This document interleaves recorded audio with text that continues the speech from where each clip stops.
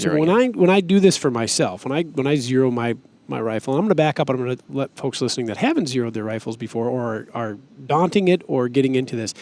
It used to be like a dreaded process. I always thought like you got to buy like 6 boxes of ammo and then go out and do all this, and it's not. It's not something to fear. If you've got the right equipment, the right environment, the right tools, it's very, very easy. So sitting on the shooting bench, for those of you not watching this video, we've got a sturdy bench. We've got a Caldwell front rest. This is they call it, I believe, the Dead Shot is I believe the product name. I run these a lot personally. We've got a whole bunch of them here at Vortex. It's a simple and sturdy front rest. And then at the rear of the rifle, we have a simple V style or notch style sandbag that just supports the rear of it. One thing I do want to point out is when sighting in rifles for best performance and for the longevity of your rifle and your optic and your accessories, do not put your rifle in one of those devices that contains the rifle completely. You put sandbags on it or lead shot bags, and it holds and secures your rifle. You need to let your rifle recoil. Otherwise, you can break your action screws, your stock, your scope. You don't want to do that. So we want to have...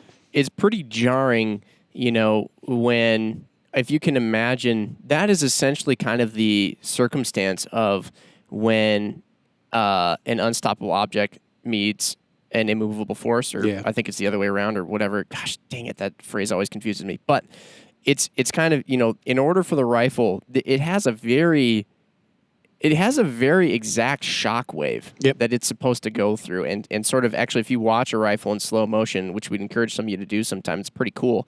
You'll see the barrel actually whips. You'll see the shock wave kind of move back and then into the shooter. And actually, you become part of the rifle when you're holding it.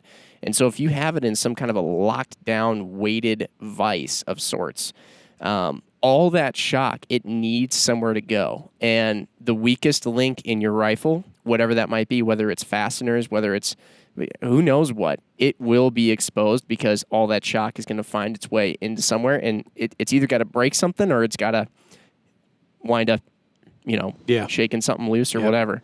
Another point with that, Jim, also is you're kind of cheating yourself out of, that connection to the rifle when you're using that full containment system. Yes. You're not, the stock isn't seated, where it should be on your shoulder. Your cheek weld is going to be different. And you're also, I guess, in an effort to, achieve, optimum accuracy or that perfect zero, but you're cheating yourself out of becoming familiar with that rifle and how it recoils and how you react to it. Yeah.